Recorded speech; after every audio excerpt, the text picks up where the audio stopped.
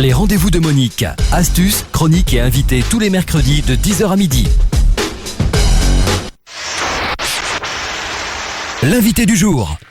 L'invité du jour dont je vous parlais en entrée d'émission s'appelle Patrice Soppel. Bonjour Patrice.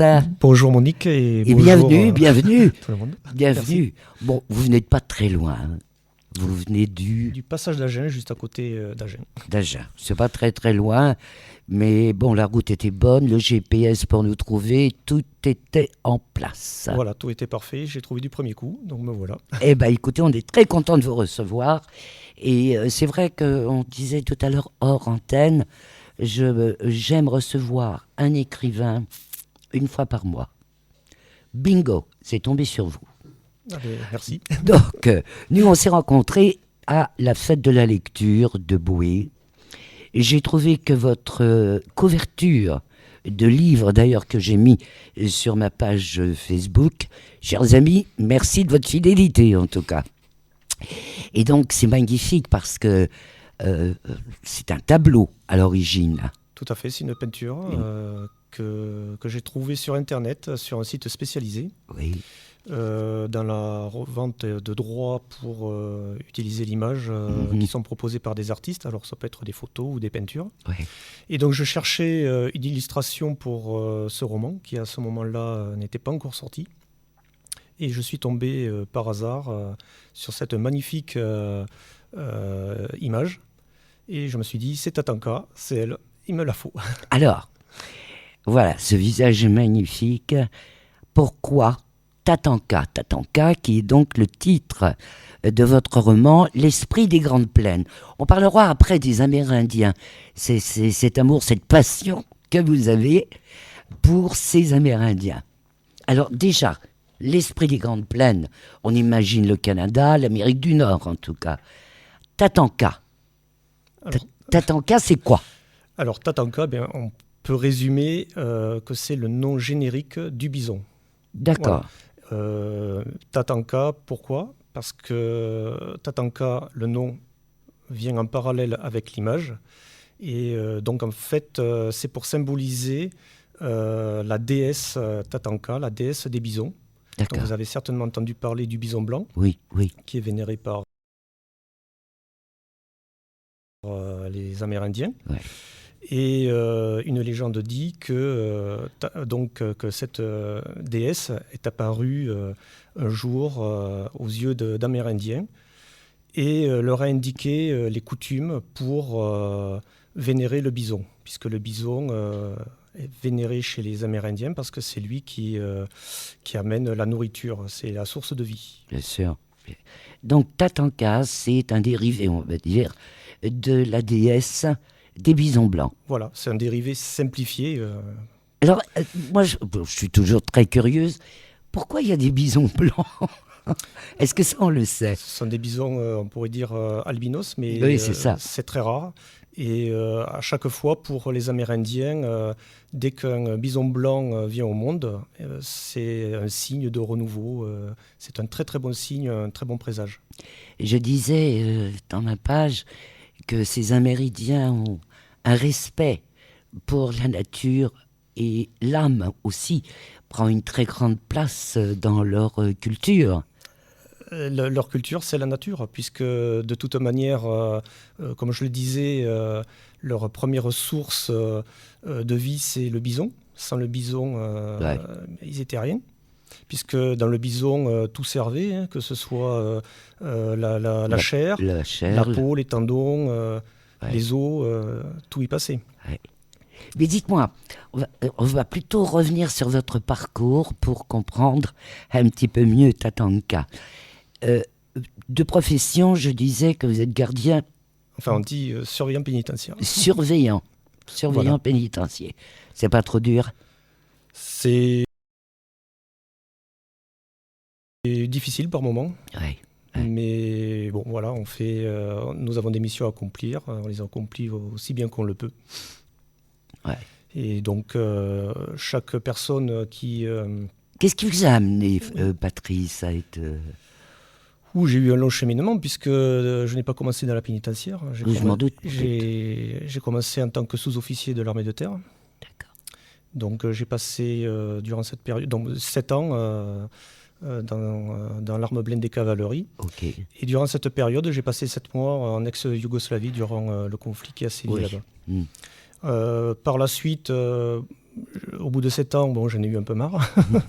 Oui, il y a des cycles. Voilà, il y a des cycles. Le moment pour moi était venu de changer un peu de registre. Donc je suis parti dans le privé, dans une société informatique, où j'ai fait un peu de tout. J'ai fait un peu de maintenance, un peu de covoiturage pour le chef d'entreprise. Et ensuite, pareil, au bout de 5 ans, bon, j'en avais un peu assez, puis je suis entré dans l'administration pénitentiaire. D'accord. Donc ça, c'est votre parcours. C'est mon parcours. C'est marrant parce que moi, je vous ai devant moi et j'ai votre livre sous les yeux, donc aux éditions, évidemment, Encre Rouge. Votre livre ne correspond pas du tout à votre parcours. On voit que vous êtes un idéaliste. Et pourtant, les pieds sur terre quand même, parce que avec un parcours comme le vôtre, de jeune à aujourd'hui et à l'écriture, il y a des décalages. Vous êtes un rêveur, vous êtes un idéaliste, vous avez votre monde, vous avez votre bulle. Vous voyez ce que je veux dire ? Tout à fait. En fait, j'ai toujours écrit, depuis que je suis tout petit, depuis l'âge de 8 ans. Donc je n'ai jamais cessé d'écrire. Mais seulement, ce décalage vient du fait que la vie nous oblige à sortir de la bulle. Donc parce qu'il y a la vraie vie. Il faut vivre, il faut avoir un métier, il faut nourrir sa famille. Bien sûr. Et donc les aléas de la vie ne nous poussent pas forcément vers les endroits qui nous plairaient. Oui, ça. Et donc cela m'a éloigné pas mal de temps avec la littérature, puisque j'ai eu des moments de pause littéraire. Après, j'ai continué à écrire. J'ai eu quand même 2 prix de nouvelles. Très bien. Dont un 2e prix et le 1er prix de la ville de Pau. Ça, c'était quand j'avais 20 ans. Et donc, ma vie a été ponctuée d'écriture. J'ai arrêté, de doutes, parce que je suis quand même quelqu'un qui n'a jamais été sûr de moi, malheureusement. Quelle idée. Et quelle idée, voilà, c'est la modestie, sûrement, trop de modestie. Trop. Et donc, je remettais tout le temps en doute ce que je pouvais produire, même si j'avais des très très bons retours, on met tout le temps en doute. Et je pense que c'est quand même assez sain de ne jamais être sûr de soi, puisque cela pousse à aller vers l'excellence. Même si je ne l'ai pas atteint malheureusement, mais je m'y essaye. C'est bien, c'est bien. Vous faites des efforts. Beaucoup d'efforts. Surtout Tatanka a demandé énormément d'efforts. Combien de temps pour l'écrire ? Alors 2 ans. 2 ans, mais 2 ans de bonheur quand même, parce que j'ai découvert beaucoup de choses au travers du peuple amérindien, des choses que j'ignorais, puisque toute cette histoire m'est tombée dessus. Oui, c'est par hasard. Oui, tout à fait par hasard. Je n'ai pas choisi d'écrire Tatanka, c'est Tatanka qui m'a choisi. Je trouve ça joli. Ouais. Et donc en fait, si vous voulez connaître un peu la genèse de Tatanka, bien sûr. Il faut savoir que comme tout le monde, j'aime bien me balader sur YouTube. Et comme je suis un grand amateur de fantastique et de fantasy, je regardais un peu les nouveautés filmographiques qui sortaient. Et je suis tombé sur une scène d'une série qui n'est pas sortie en France, mais uniquement au Canada, et qui s'appelle Into the West de Spielberg. Et il y avait une formidable scène de chasse dans laquelle les bisons qui sont pourchassés par les Indiens dévient de leur route prévue et écrasent les habitants, sauf un enfant qui voit se matérialiser devant lui son grand-père sous la forme d'un énorme bison. D'accord. Je me suis dit, cette vision, elle est extraordinaire. Franchement, je n'avais jamais vu ça. Et en plus, comme c'est du Spielberg, c'est forcément formidablement bien rendu. Et je me suis dit, voilà, cette série, il faut que je la visionne, parce que si c'est de cet acabit tout le long, formidable. Donc j'ai commandé la série, Mais là, c'est pour moi. En fait, c'était la seule scène fantastique qui était présente. Et donc, comme cette scène m'avait énormément marqué, je me suis dit, je vais chercher un livre ou un film de fantasy amérindien. Donc j'ai cherché et malheureusement, je n'ai pas trouvé. Mhm. Et pourtant, je me suis dit, voilà, quand même, de la fantaisie amérindienne, il y a, avec cette culture, il doit bien y avoir quelque chose à faire. Quand même, oui. Et donc, il m'est tombé dessus l'idée de cette histoire qui forme le roman aujourd'hui. Mhm. Et donc, je me suis documenté, énormément documenté. Et- Donc, j'ai trouvé, par exemple, des livres qui ont été écrits par 2 journalistes. Ce sont les Voix du Vent. Et ces journalistes ont fait le tour des tribus amérindiennes dans les réserves et ont recueilli les dernières légendes que l'on connaisse. Parce qu'il y en a eu. C'est des Français, ces écrivains. Alors non, ce ne sont pas des Français. Enfin, je ne pense pas, parce que je me suis renseigné surtout sur les légendes, mais pas Oui, sur oui, bien sûr, bien les sûr. personnes qui les ont lues. Enfin, apparemment, ils portent des C'est noms. Margot Edmond et Ella Clark. Ah oui, oui, on touche le Nord-Amérique quand même. Voilà, ce sont donc des journalistes qui ont voulu sauver les Ouais. dernières légendes. Parce qu'il faut savoir que les Amérindiens n'écrivaient pas sur un support durable. Ils écrivaient, c'était surtout des idéogrammes, des oui. signes, qui étaient peints sur des peaux. Ah Et oui. seulement lors des massacres des tribus, les villages étaient systématiquement brûlés. Eh oui. Et donc nous avons beaucoup de légendes qui ont disparu en même temps que ces villages. Mais ils écrivaient pas non plus sur de l'écorce. Hein. Alors, Parce que le boulot, quand même, au Canada, moi qui connais quand même un peu le Canada, ils arrivaient à décoller évidemment une tranche, on va dire, du tronc d'un boulot, et ils écrivaient, ils faisaient leur signe à l'intérieur de l'écorce du boulot. tout dépend des tribus.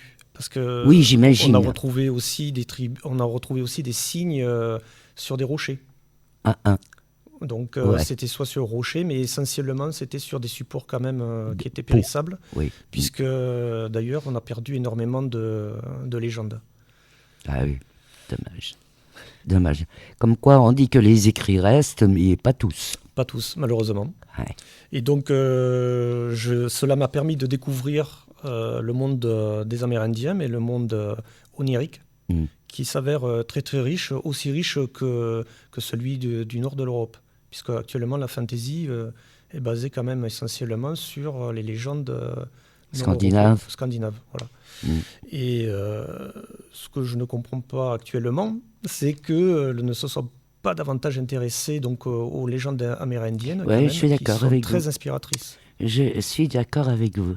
D'autant qu'on flirte quand même avec la réalité par rapport aux rêves, par rapport à ces légendes dont on parle. On a les pieds dans quelque chose qui est concret, puisque ces peuples, ces Amérindiens ont existé, les bisons ont existé, existent toujours. Bon, les pauvres, ils sont plutôt maintenant parqués, on va dire. Hein. Mais que toutes ces légendes, elles ont existé et nous racontent beaucoup d'histoires. Alors, je suis comme vous, Patrice Soppel. Je me dis, mais pourquoi, ne serait-ce qu'en Amérique du Nord, pourquoi n'ont-ils pas essayé d'écrire, voire de conserver, ce qui était déjà là, sur place, leur histoire? Pourquoi? C'est un mystère.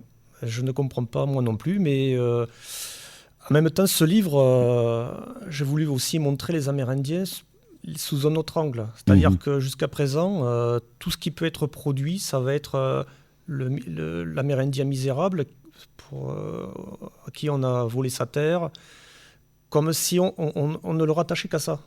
On ne les rattachait qu'à un peuple qui a été soumis, qui a été exterminé. Ouais. Alors que derrière, il y a une culture. Et d'ailleurs, beaucoup d'entre eux essaient de faire connaître leur culture au grand nombre. Et tant mieux, parce qu'ils doivent être très fiers de cet héritage exceptionnel. Parce qu'il ne faut pas oublier que leurs croyances, ce sont les croyances que nous avions, nous, en Europe, au temps préhistorique. On peut faire le parallèle. Même, Oui. C'est la même chose. C'est le même ordre d'idées, c'est la même idéologie qui se cache derrière. Mm. On se retrouve nous-mêmes dans ces contes et légendes. Moi, je suis tout à fait d'accord avec vous, d'autant qu'à cette époque, à l'époque pour nous, en Europe, caverne, on va dire ça, troglodyte, eh bien, il y avait le dieu du vent. Tout à fait. Les Amérindiens avaient le dieu du tonnerre, le dieu... voilà, et c'est vrai que c'est très sympa ce que vous faites, de mettre en parallèle comme ça les légendes d'idéologie de l'autre côté, on va dire, de l'océan, et par rapport à nous qui avions à peu près, dans les grottes, les mêmes visions, je veux dire, les mêmes visions, les mêmes histoires, Ouais. les mêmes légendes, le feu. N'oublions pas que nous aussi, nous avions le bison. Oui, Donc, oui, oui, que oui, la vie oui, s'organisait également autour de ce gibier. absolument, Donc, en fait, le parallèle est évident. absolument. En comptant leurs légendes, ce sont aussi nos légendes. Ouais. Parce que, de toute manière, l'être humain est ainsi fait que nous sommes les mêmes. Et à des distances faramineuses, Mhm. nous avons les mêmes rêves, nous avons les mêmes soucis pour nous vêtir, pour manger et pour traquer le gibier. C'est la même chose. La même chose. On va faire une petite pause musicale, d'accord? Tout à fait. À tout de suite.